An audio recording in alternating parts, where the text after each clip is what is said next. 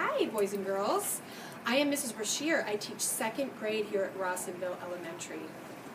I am going to be reading Wild About Books by Judy and Mark Brown. In this book, a librarian accidentally drives her bookmobile into a zoo. Now, when I was little, the bookmobile used to come to my neighborhood every week. It's like a library on wheels. You go inside and there are books everywhere, and you can check them out with your library card. So let's find out what happens when the librarian drives the bookmobile into the zoo. Wild About Books. There's the bookmobile driving on its way to the zoo. It started the summer of 2002 when the Springfield librarian, Molly McGrew, by mistake drove her bookmobile into the zoo.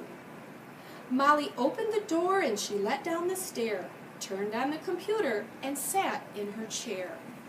Here she is. At first, all the animals watched from a distance, but Molly could conquer the strongest resistance. By reading aloud from the good Dr. Seuss, she quickly attracted a mink and a moose, a wombat, an oryx, a lemur, a lynx, 8 elephant calves, and a family of skinks. Here they come. In a flash, every beast in the zoo was stampeding to learn all about this new something called reading. Forsaking their niches, their nests, and their nooks, they went wild, simply wild about wonderful books, choosing thin books and fat books and cat-in-the-hat books and new books and true books and heaps of how-to books. Giraffes wanted tall books, and crickets craved small books, while geckos could only read stick-to-the-wall books. The pandas demanded more books in Chinese. Molly filled their requests, always eager to please. She even found waterproof books for the otter, who never went swimming without Harry Potter.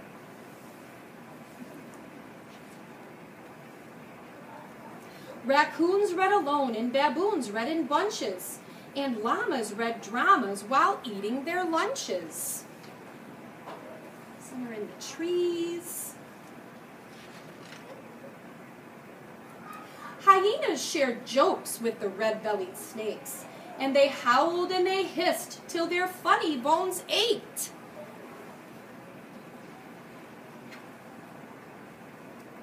A tree kangaroo who adored Nancy Drew began solving mysteries right there at the zoo, such as why were the bandicoots' books overdue?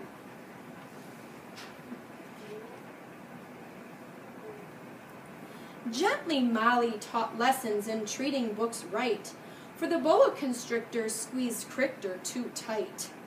Baby bunnies mucked up Goodnight Moon with their paws. Giant termites devoured the Wizard of Oz. They're eating the book right up. That's not a good idea.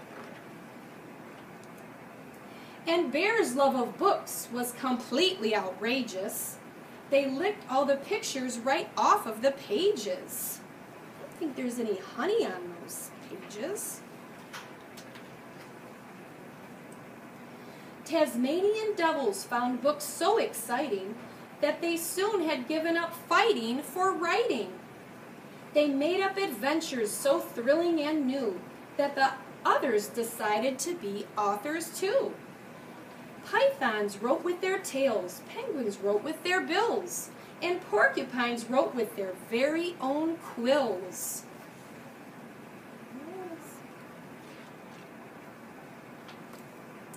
At the new insect zoo, bugs were scribbling haiku. The scorpion gave each a stinging review. The walking stick wrote, "A cannibal twig silently devours a leaf, eating, not eating. Pretentious, said the scorpion. The dung beetle wrote, roll a ball of dung, any kind of poo will do. Baby beetle bed. Stinks, he says. The millipede wrote, I dig for treasure in my enchanted castle, a rotten apple. Boring, said the scorpion. The giant hissing cockroach wrote, hiss, hiss, hiss, hiss, hiss. Hiss, hiss, hiss, hiss, hiss, hiss, hiss. Hiss, hiss, hiss, hiss. Redundant, said the scorpion. As the cheetah's new novel began to take shape, he read chapters each night to the Barbary ape. And although the gazelle couldn't spell very well, like everyone else, she had stories to tell. Imagine the hippo's enormous surprise when her memoir was given the Zulitzer Prize. Look how happy she is. With so many new books, Molly knew what to do. She hired 12 beavers, a stork, and a gnu to build a branch library there at the zoo. When the animals cried, we can do it ourselves. We can check the books out. We can put them on shelves. And they did, and they do, up to this very day. 3 cheers for the zoobrary. Hip, hip, hooray. There they are, building their very own library right there at the zoo. When you visit the zoo now, you surely won't mind if the animals seem just a bit hard to find. They are snug in their niches, their nests and their nooks, going wild, simply wild, about wonderful books. Thank you for listening.